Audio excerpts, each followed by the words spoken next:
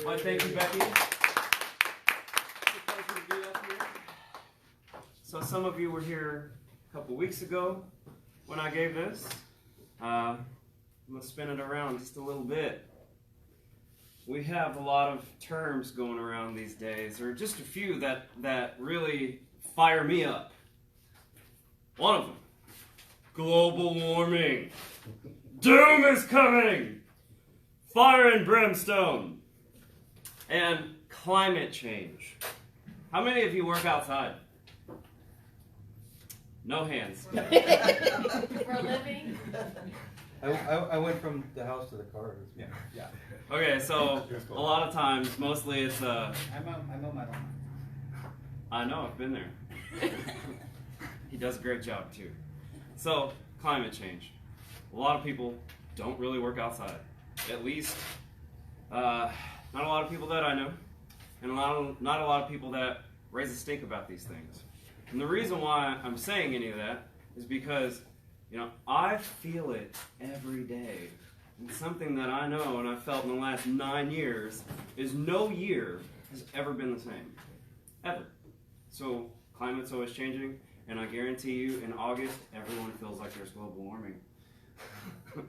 And I bring up these terms because I'm going to let you know, I really don't like them. They are very broad. Let's change climate change. Let's do something about global warming. Well, let's take about 100 steps back, people. If this is an issue, which a lot of us know and believe that it is, what's causing that issue? This is part of what I'm going to bring up today. China. How many of you have heard of ED? So, I'm going to talk about the kind they don't have a pill for. Okay? It's environmental degradation. Environmental degradation, in its many forms, has attributed to these, really big things, global warming and climate change. So how about instead of raising a stink about these two other terms, let's learn what ED really is. How do we attribute to it? How can we stop that and reverse it? Because who wouldn't like to reverse ED? I didn't looking at me when you said that. So just a little definition there. Environmental degradation is the deterioration of the environment through depletion of resources such as air, water, my favorite, soil, the destruction of ecosystems, habitat destruction, the extinction of wildlife, and pollution. If we're going to talk about global warming and climate change, we need to really get fixed on how to put a halt on pollution, because that is one of the biggest things that's attributing to these other terms that, again, I'm not a fan of. Because we can do something about pollution. And if we did something about pollution, then we would subsequently be taking action on climate change and global warming. Some of these examples of ED, environmental degradation, is deforestation, soil erosion, falling levels of groundwater, water pollution, which is I guess a huge one that I think about because of what I do. We fertilize our lawns, we put pesticides and fungicides and this aside, and I always say, hey, if it says aside, you should set it aside. Okay? Because it's kind of like genocide, and that means it kills everything. Stop it. I love biology and soil biology and biodiversity, and if it says aside, it's ruining biodiversity, so set it aside. Okay?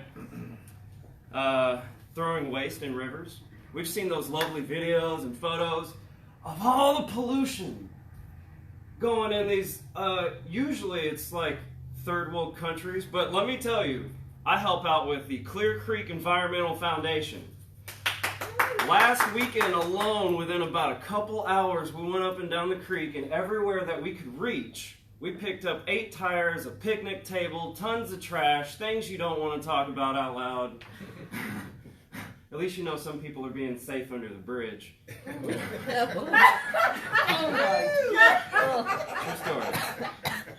Yeah. Oh my God. You never went to submarine races? So, also something that attributes to ED. Actually, in more ways than one, because Roundup actually does affect the male prostate, right?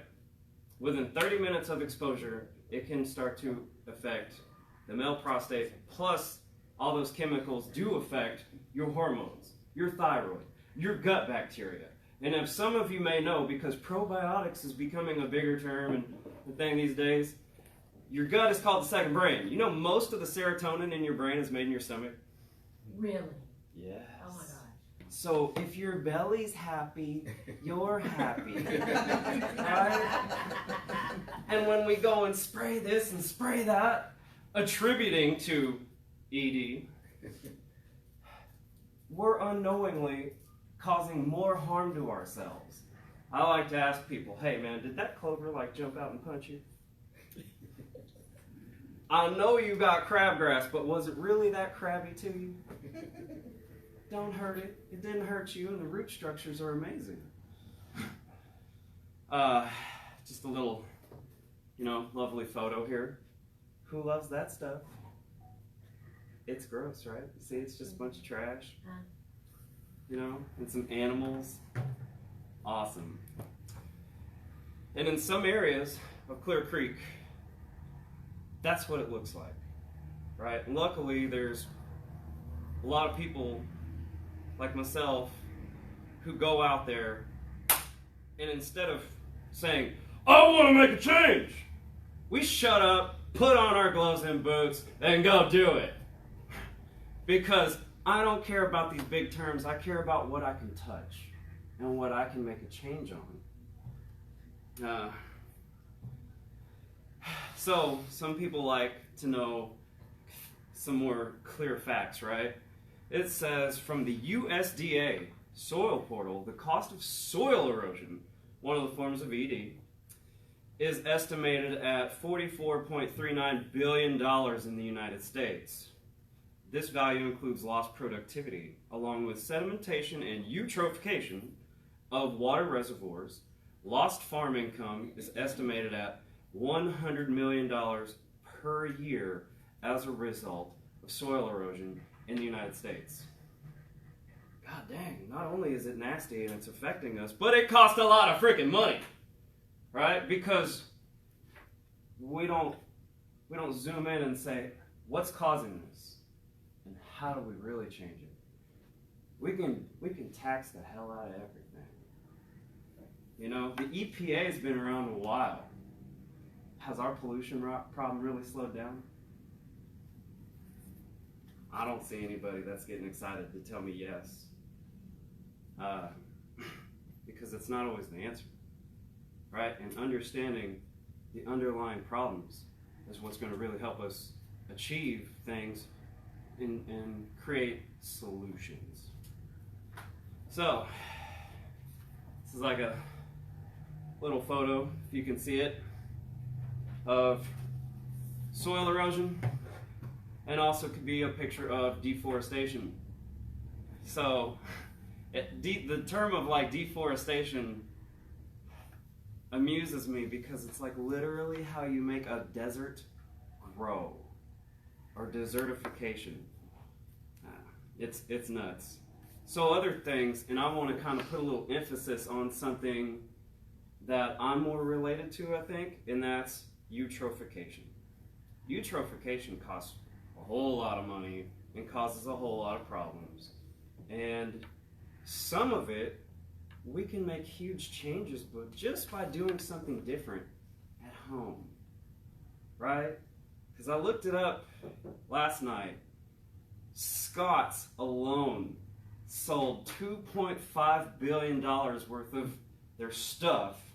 They have many other products just than fertilizer. because it's Scott's Miracle Grow. They're one company, but pretty much 98% of their products don't support soil biology at all. Almost every single time, people have potted plants and like, hey, I spray with Miracle Grow. Why do I always get bugs? Like, because your little plant don't have an immune system. You know, you give it nitrogen, but did you know that like good bacteria, like in our bellies, helps out plants too and makes them happy. So here's some cool facts, or sad ones maybe. Commercial fishing. Several studies document the negative impacts of algae blooms, eutrophication, to commercial fisheries throughout coastal areas of the United States, including reduced harvest, fishery closures, and increased processing costs associated with elevated shellfish poisoning risks. For example, a harmful algae bloom, sometimes if anyone's ever heard of red tide, that's a nasty form of an algae bloom that is mostly caused by eutrophication. Some of these things can occur naturally, but we're helping them along real quick. And this leads to a loss of $2.5 million of soft shell clam harvest and $460,000 of mussel harvest. It's a lot of money and losses, right? So now we're not only losing money, but we're affecting our economy, right? We're affecting how much stuff costs to go out and have, oysters. I know a lot of people eat oysters. I like them cooked, I don't like them raw.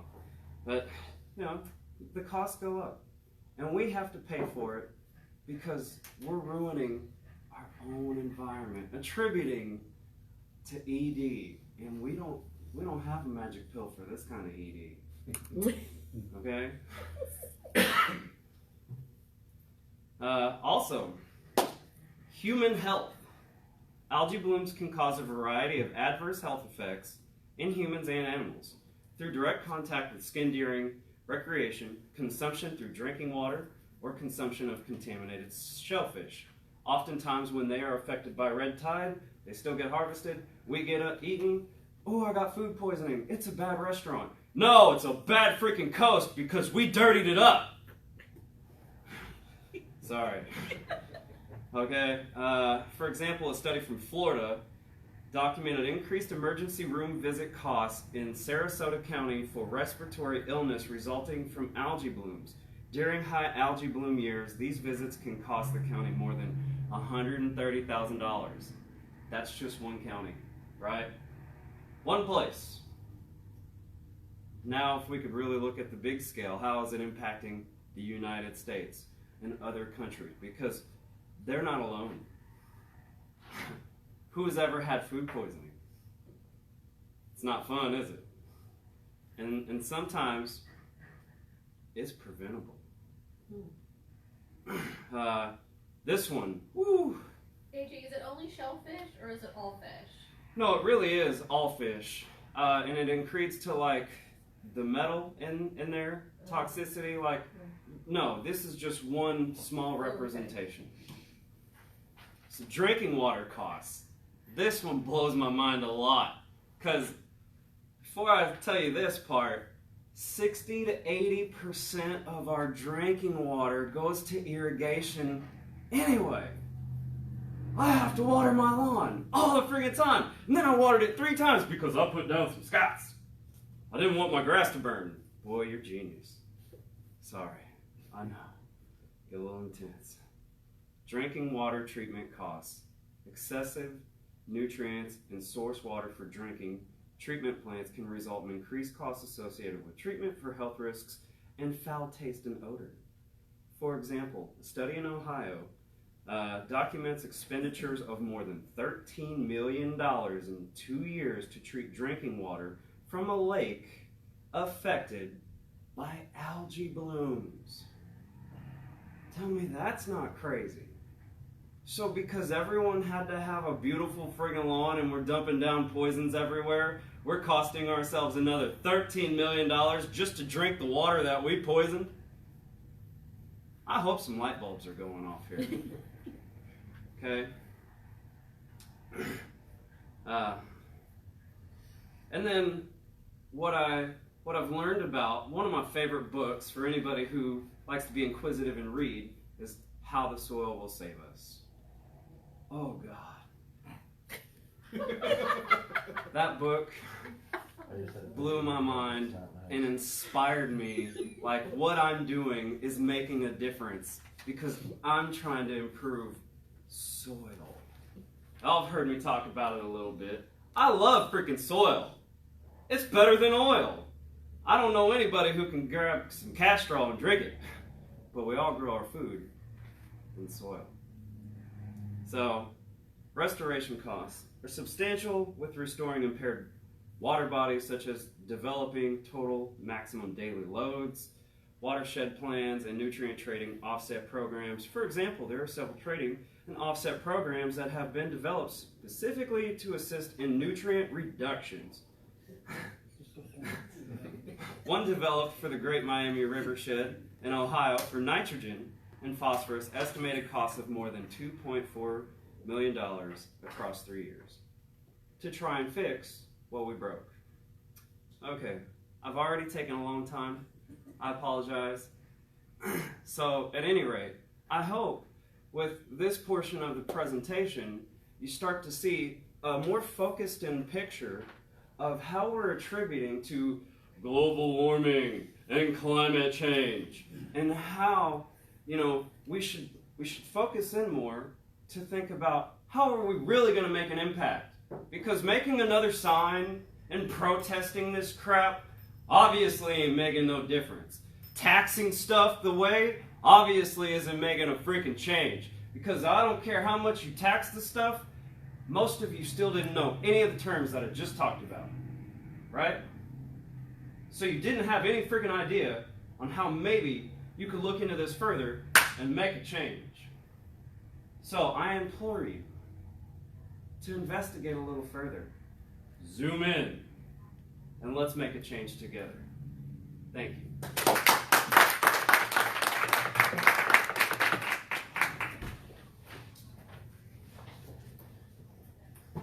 Thank you.